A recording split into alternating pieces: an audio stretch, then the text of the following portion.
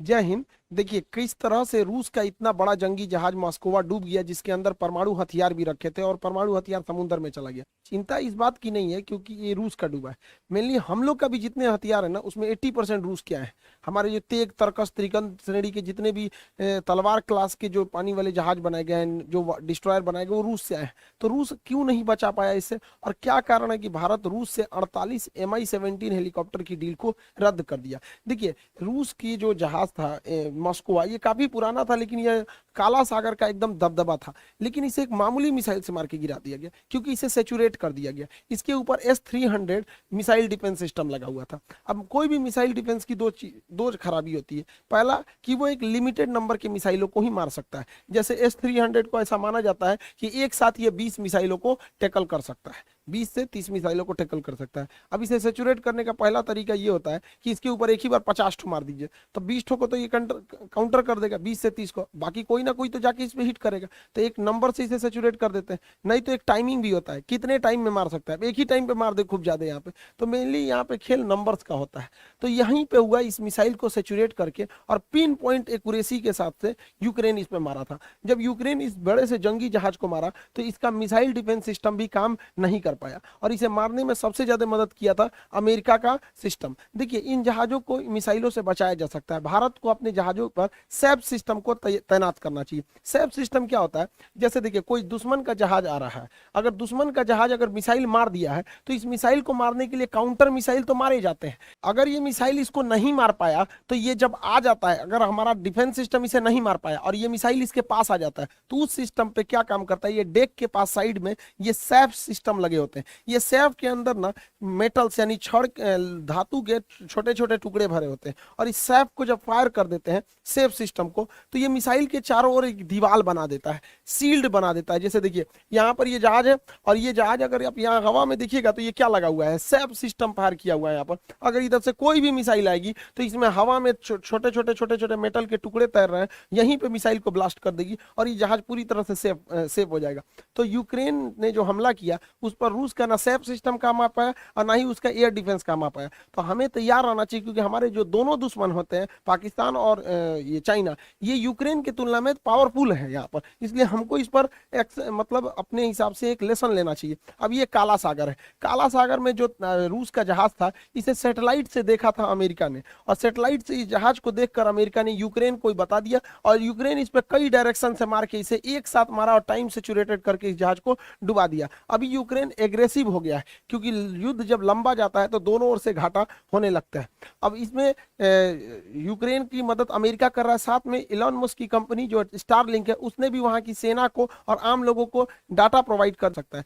जिस किसी को भी स्टारलिंक का सैटेलाइट का कनेक्शन चाहिए होता है, वो अपने यहाँ एक डिश का ये कनेक्शन लेता है और इसे अपने खुले में या कहीं पे भी आराम से इसे खोल सकता है। ये जो सैटेलाइट है इसे इंटरनेट प्रोवाइड करती है, और ये अपने अगल बगल के लोगों को इंटरनेट दे देता है। एक सर्टेन एरिया में ये काफी अच्छा प्रोवाइड कर देता है, इसमें टावर की जरूरत नहीं होती है।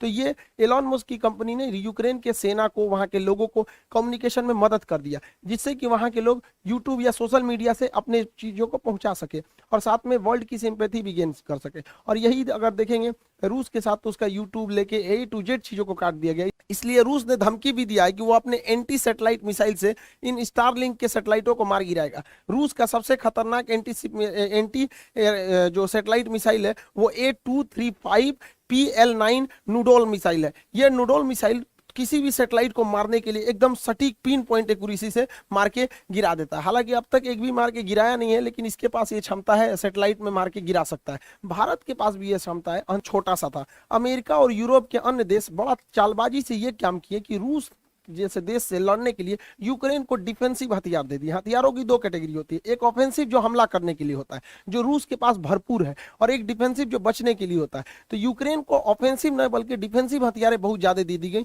जिसमें ये एंटी टैंक गाइडेड मिसाइल जो थी, आराम से इसे मैन पोर्टेबल एंटी टैंक मिसाइलें डाल दी गई। अब इसे ट्राइपोड पे रख के आराम से टारगेट लॉक करके और किसी भी टैंक को मारा जा सकता है, और टैंक वहां पे ध्वस्त हो जाता है। टैंक को ध्वस्त कर जाता है। तो अमेरिका और यूरोपीय देशों ने यूक्रेन को बहुत बड़ी मात्रा में ये सप्लाई कर दी और इसे पहुंचाना इजी भी था। पोलैंड बॉर्डर से इसे यूक्रेन में ले आके पहुंचा दिया गया और ये काफी छोटे होते हैं, कहीं पे भी छुप के इसे फायर किया जा सकता है। इससे रूस के टैंकों को बहुत ज्यादा क्षति पहुंची है।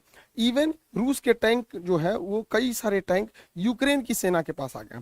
तो यूक्रेन की सेना के पास आज के समय में जितना यूक्रेन का टैंक नहीं है, उससे ज्यादा तो उन लोगों ने रूस के टैंक को पकड़ लिया है और पूरी तरह रूस के टैंक ध्वस्त हो गए हैं। इसलिए भारत को अपने अर्जुन टैंक पर वर्क ज्यादा तेज करना चाहिए। और अर्जुन टैंक के लिए अच्छी बात यह है कि बहरीन को भारत ने अपना अर्जुन टैंक बेचना चालू भी कर दिया। ये बहुत बेहतरीन टैंक है, मेन बैटल टैंक है। भारत इसे बहरीन देश जो है उसे निर्यात भी कर दिया अर्जुन टैंक को। रूस के साथ एक और समस्या है, रूस की अर्थव्यवस्था अभी गिर चुकी है, उसके पास उतने पैसे नहीं है। रूस जो क्या कर रहा है, शुरुआती दौर में रूस की टैक्टिक्स यही रही थी कि वो नॉन प्रेसिजन मिसाइलों को मारा था। देखिए, प्रेसिजन गाइडेड मिसाइल उसे कहते हैं जो एकदम एक्यूरेट, उसके अंदर रडार लगा होता है, लेजर गाइडेड होती है, एक्यूरेसी से जाके वो मिसाइल मारती है। इस मिसाइलों की खासियत ये होती है कि बहुत ऊंचाई से भी मारा जा सकता है, बहुत सटीक मिसाइल मार देती है, निशाना लगा देती है, लेकिन ये काफी महंगी होती है, जिस वजह से रूस इन मिसाइलों को बचा के रखा है और वह बिना गाइडेड मिसाइलों को अपनी जहाजों में लगा रहा है, क्योंकि ये गाइडेड प्रेसिजन गाइडेड मिसाइल काफी महंगी होती है। तो रूस के पास उतने पैसे नहीं है, इसलिए वो शुरुआती लड़ाई में अनगाइडेड मिसाइलों को गिरा रहा है। अब ये अनगाइडेड जो बम होते हैं, इन्हें गिराने के लिए नीचे आना पड़ता है, क्योंकि बहुत हाइट से अगर गिराएगा जा रहे हैं। अब इस बम गिराने की सबसे बड़ी खराबी होती है कि जहाजों को नीचे आना पड़ता है, और जैसे जहाज नीचे आते हैं तो मैन पैड, ये जो जहाज, ये लॉन्चर का जैसे होता है, इसे मैन पैड बोलते हैं, ये आराम से इसे हिट कर देता है। यही वजह है कि रूस का सुखोई जैसे विमान भी और बेहतरीन एलिगेटर और एमआई जैसे हेलीकॉप्टर भी इन मैनपेड हथियारों के शिकार बन गए और इन मैनपेड की अमेरिका ने पूरी तरह भरमार लगा दी है। अब इनके पास पैसा बचाने के लिए ये बिना गाइडेड बम गिराएंगे, जैसे नीचे आएंगे ये मैनपेड से इनको मार के गिरा देंगे। आज के वक्त में यूक्रेन के पास एंटी टैंक और मैनपेड की कोई कमी नहीं है, इसलिए रूस की वायुसेना भी अब उधर जाने से कतरा रही है। भारतीय सेना को भी मैनपेड की बहुत ज्यादा जरूरत है। मैनपेड से बचने के लिए फ्लेयर गन छोड़े जाते हैं। फ्लेयर जो होते हैं ये देखिए, मैनपेड जो होता है मेनली इंजन की गर्मी को देख के पहचानता है, तो ये लोग क्या करते हैं, फ्लेयर छोड़ देते हैं पीछे, ये फ्लेयर छोड़ देते हैं पीछे, जिससे कि ये भटक जाता है। लेकिन आजकल एकदम एडवांस आ गए हैं जिससे ये नहीं भटकता है। भारतीय सेना पिछले 6 सालों से ऐसे मैनपेड की डिमांड कर रही है और भारतीय सेना को ऐसे 1000 मैनपेड की जरूरत है, लेकिन पिछले 5 सालों से उन्हें यह नहीं दिया गया है। और इस साल सेना ने अपने बजट से जब खरीदा तो महज 58 खरीदा है। सोचिए हम लोग अपनी सेना से कितनी लापरवाही कर रहे हैं, खास करके ऐसे डिफेंसिव हथियार को। ये तो हर कंपनी के पास एक होना चाहिए यहाँ पर, तो ये काफी ज्यादा जरूरत है, खास करके जब हम 2 ऐसे अपने पड़ोसियों से घिरे हुए हैं यहाँ पर। तो भारत ने इस सब को देखते हुए रूस से जो 48 Mi-17 हेलीकॉप्टर खरीदे जा रहे थे उसकी डील को रद्द कर दिया। ये वही हेलीकॉप्टर है जिसमें हमारे सीडीएस बिपिन रावत जी का एक्सीडेंट हो गया था मौसम खराब होने की वजह से। इस डील को रद्द कर दिया गया। इसमें अमेरिका काफी खुश हुआ है। उसे लगा तो रूस और यूक्रेन विवाद में काफी सूझबूझ से कदम रख रहा है। वो ना तो रूस की ओर जा रहा है और ना ही अमेरिका की ओर और यूरोपियन को, क्योंकि भारत को हर ओर से ज्यादा जरूरत है। इसलिए भारत को दूसरी की लड़ाई में पड़ना ही नहीं है। अभी दुनिया के ज्यादातर देश अपने सामान को डंप कर रहे हैं, एशिया के लोग भारत में, और भारत से इस सामान को भेजा जा रहा है यूक्रेन में। अब इसी दौरान जापान ने अपना एक सैन्य जहाज भेज दिया और इस सैन्य जहाज में मदद राशि दी गई थी, कुछ खाने पीने के सामान थे, दवाइयां थी। अब ये सैन्य जहाज आया दिल्ली और दिल्ली से जाने के लिए रवाना हुआ यूक्रेन के लिए। भारत सरकार ने मना कर दिया कि हम किसी भी सैनिक जहाज को अलाउ नहीं करेंगे।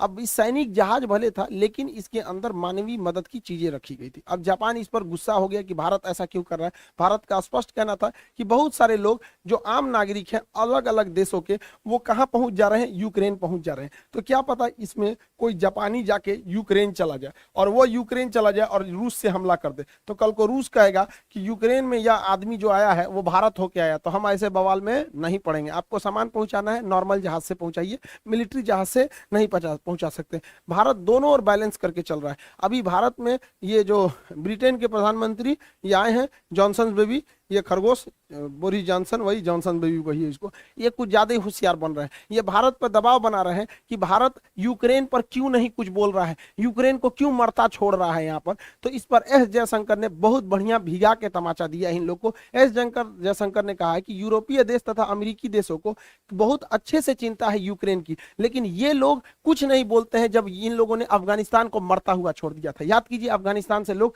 जहाजों से गिर गिर के भाग रहे थे। क्या अफगानिस्तान से भी खराब हालत हो गई है यूक्रेन की। तो एस जयशंकर साहब ने बहुत अच्छा जवाब दिया है। ये लोग अभी मीटिंग में आए हुए हैं, भारत में एक बहुत बड़ी मीटिंग चल रही है राष्ट्रपति भवन में, जिसे कहते हैं रायसीना डायलॉग। उसमें एस जयशंकर साहब ने इस जॉनसन बेबी को अच्छा से समझा दिया है। बहुत सारी मल्टीनेशनल कंपनी थी जो अपना मतलब पूरा सेटअप बंद कर दिए हैं रूस में, जैसे माइक्रोसॉफ्ट ने बहुत पहले मना कर बैन कर दिया था। जितनी भी मोबाइल निर्माता कंपनी थी उन लोगों ने बंद कर दिया था। अभी क्या है कि रूस के अंदर जो डेली यूज की चीजें हैं उसकी भी शॉर्टेज देखी जा रही है। जो डेली यूज की मसालों की, खाने पीने की चीजों की, कॉफी की, इन सब चीजों की काफी कमी देखी जा रही है। अब इन कमियों को दूर करने के लिए भारत आगे आ रहा है, और भारत के व्यापारियों को भी सोचना चाहिए कि हर काम में सरकार आगे नहीं बढ़ेगी, आप अपना आगे बढ़िए, क्योंकि आजकल वैश्वीकरण का दौर चल रहा है। एक व्यापारी दूसरे जगह आराम से कांटेक्ट कर सकता है। तो उन लोगों को भी जो इंटरनेशनल मार्केट में लगे हैं उन्हें जल्दी से जल्दी मार्केट को वहां शिफ्ट करना चाहिए। बहुत बेहतरीन मौका है, इन्हें नहीं गंवाना चाहिए। याद कीजिए जब चाइना कोरोना फैला था तो चाइना पूरी दुनिया में पीपी किट बांट रहा था, सोचना पहले वही फैलाया, उसके बाद खुद भी बांटने लगा। तो ये मौका है भारतीयों के लिए रूस को ये सब चीजें पहुंचाने के लिए, ताकि रूस की अर्थव्यवस्था भी बची जा सके, रूस के लोगों का मनोबल भी बचा जा सके, और हमारा व्यापार भी बहुत अच्छे से चल सके। युद्ध काफी लंबा हो जाने से ये यूरोप के लोग जो पहले डर रहे थे रूस से, अब ये रूस से डरना छोड़ दिए हैं। इसमें सबसे तेज आगे कूद रहा है पोलैंड। ये पोलैंड भुला गया है कि द्वितीय विश्व युद्ध में जर्मनी सबसे पहले इन्हीं को थूरा था यहाँ पर, अभी इनको भी थूर देगा रूस तो शांत हो जाएंगे यहाँ पर। देखिए यूक्रेन को अपने लिए लड़ाई लड़ता तो समझ में आता है, सजुरा अमेरिका के चढ़ाने पे लड़ाई लड़ गया है, अब पूरी देश की अर्थव्यवस्था की ऐसी तैसी करके रख दिया यहाँ पर। तो यहाँ पर पोलैंड कह रहा है, भारत पे दबाव बना रहा है कि G20 में रूस को बाहर कर दो। अब पोलैंड खुद G20 में नहीं आता है और भारत को कह रहा है कि आप G20 में रूस को बाहर कर दो। भारत ने स्पष्ट कर दिया है कि रूस और भारत की जो दोस्ती है ये लिमिटलेस है। आप अभी कुछ दिन पहले देखे होंगे कि चीन के विदेश मंत्री आए थे और हमारे विदेश मंत्री एस जयशंकर साहब से मिले और बोरिया बिस्तर बांध के चल गए। उन्होंने कहा कि मोदी जी से भी मिलना चाहते हैं, मोदी जी ने कहा कि हमारे पास टाइम नहीं है। उनसे यही कह रहा था कि सर हमें पता है कि मेरा एनडीए में नहीं होगा, लेकिन आपकी फीस इतनी कम है कि हम एनडीए में एडमिशन ले लिए, क्योंकि आप बाकी जगह पे जाइए देहरादून, दिल्ली वगैरह में तो 40-40 हजार ले रहे हैं लोग। तो उसने कहा कि सर फीस बहुत कम है इसलिए हम एनडीए में एडमिशन लिए, मेरा होगा नहीं। और उस गधा का जब एग्जाम हुआ तो मिला रहा करा कि सर मेरा कंफर्म हो जाएगा, अब हमको एसएसबी की तैयारी करनी है।